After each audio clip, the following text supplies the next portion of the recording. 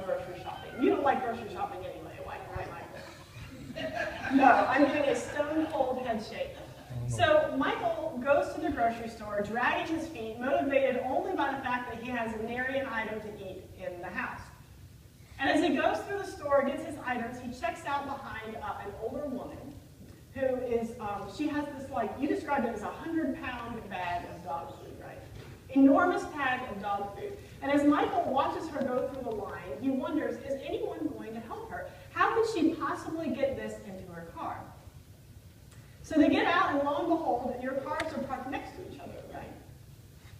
And Michael, the way he describes it, really kind of out of reluctance, begins to help her because there's no one around. It's going to take a miracle, an act of God, to get this bag of dog food into her car. So he goes over, offers to help her, picks up the bag, big strong man, puts it, wasn't intended to be that much of a joke, puts it in the trunk of her fancy Mercedes, and when Michael turns around, he sees that she is emotional.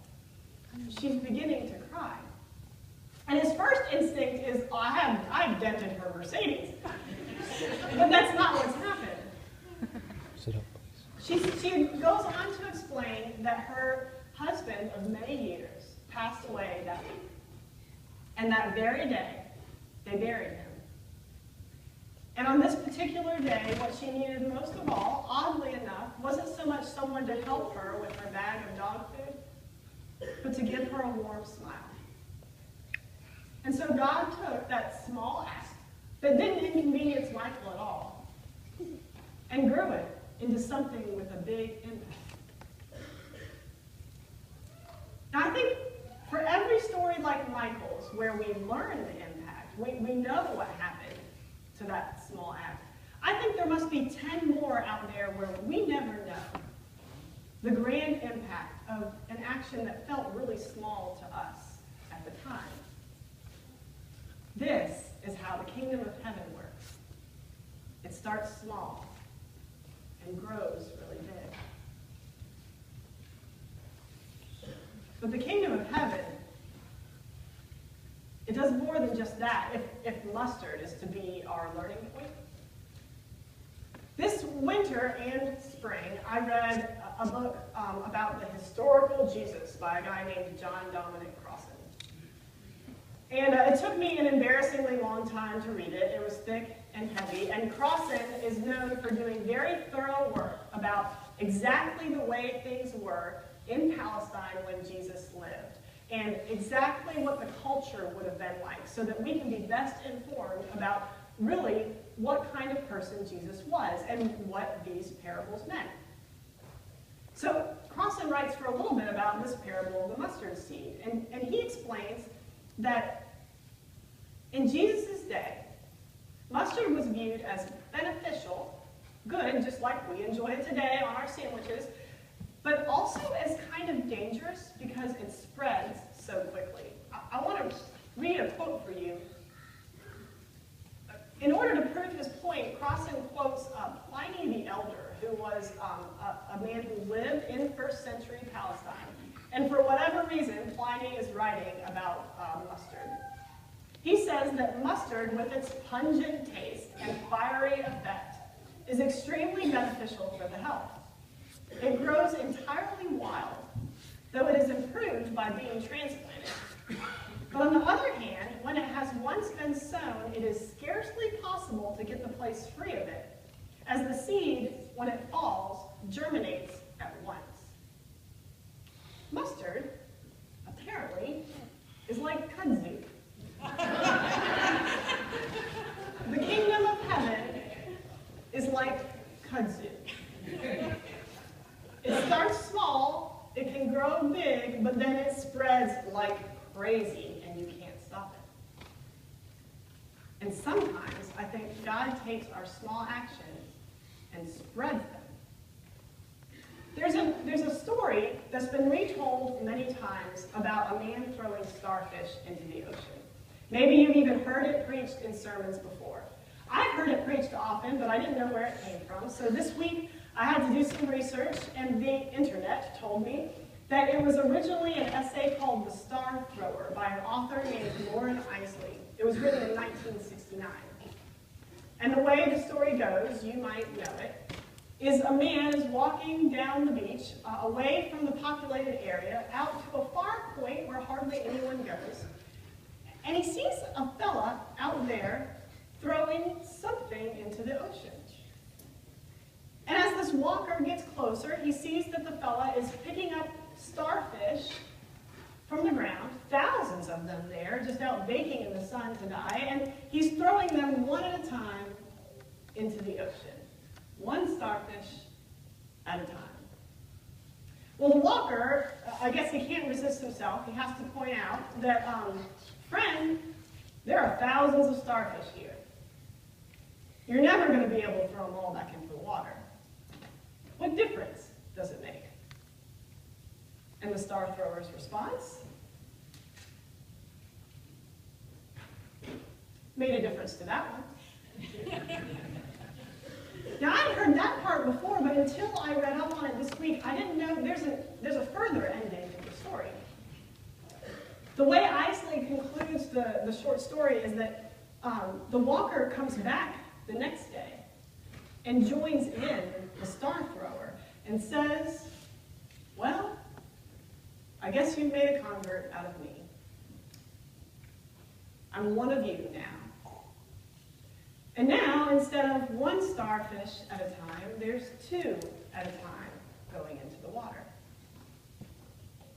The kingdom of heaven starts small, grows big, and spreads like kudzu.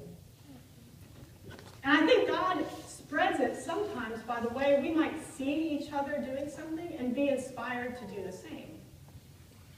Sarah was saying this morning how she'll pick up trash sometimes around town.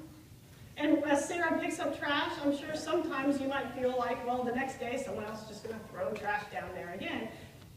But what if someone sees Sarah doing that and thinks, well, maybe I should not throw trash out my car as I drive by.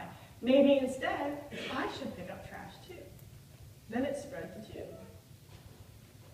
When you do a good deed, when you show patience to someone, love to someone, when you stop and help someone with their groceries, you help that person, but then there's the chance that someone else, without you knowing it, saw you take that action, and God is spreading the kingdom like kudzu onto other people who will repeat it the same. But there's more. The kingdom of God starts small, it grows big, it spreads like kudzu. And then this winter, I learned one more thing about mustard that I think is really interesting. In Crossan's book, he explains that based on Pliny's quote, we know that mustard could be kind of dangerous in fields because it could take over. And part of what would make it dangerous is that it could grow into these big bushes that would attract birds into the field. And that's really interesting to me because Jesus says that's what's going to happen. Birds of the air come and perch in its branches. Now, I'm not much of a gardener. I have like a brown thumb, if anything. But some of you I know have gardens. Some of you have gardens so big you might as well call them a farm. If you are a gardener or a farmer, you know it's usually not good if birds come and hang out in your garden or in your farm, right? We build scarecrows to keep them out. We build fences to keep animals out. We don't want these birds coming in from the outside. But that's what mustard can do. It attracts the unwanted and the outcasts. This is what the kingdom of heaven is like. When we offer up our small, seemingly insignificant action, and when God takes it and grows it and spreads it, eventually the effect will be that it will attract the outcasts and the unwanted, those who are rough around the edges, those who are not like us. I think this is something that we are good at as a church, Maybe you're even one of those who feels like you're a little rough around the edges, but you can belong here. I think it's something that we have to continually get even better at. Opening our arms and expecting that if we are building the kingdom right, we're going to start attracting people like birds to the branches of a mustard plant. And those people might be different than us. And that's a good thing. A few chapters later in Matthew, in chapter 17, Jesus says, our faith, too, is like a mustard seed. If we just have this much faith, then we can move mountains. So I want to encourage you that your little bit can make a difference. If you've ever felt insignificant or small, I want to tell you it doesn't matter. It doesn't matter how small the little bit you can do is. What matters is how big our God is. And our God is really big. And God will take that little bit that you can do and grow it big and spread it wide and use it to bring all sorts of people into the kingdom. Let's pray.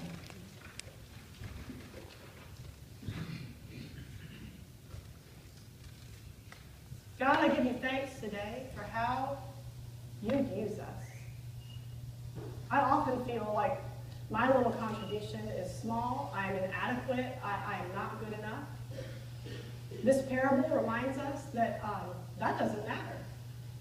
It's not about how good enough or how important we are. It's about how good and important you are. God, we turn over our little mustard seed offerings to you. Help us to stay motivated to do little things that will make a difference. Help us to not lose heart and stop recycling, stop doing the things that you can take and grow and spread. God, help us to use these things to build the kingdom. We give you deep thanks today also, God, for all that we have to celebrate. For the gift of Flip's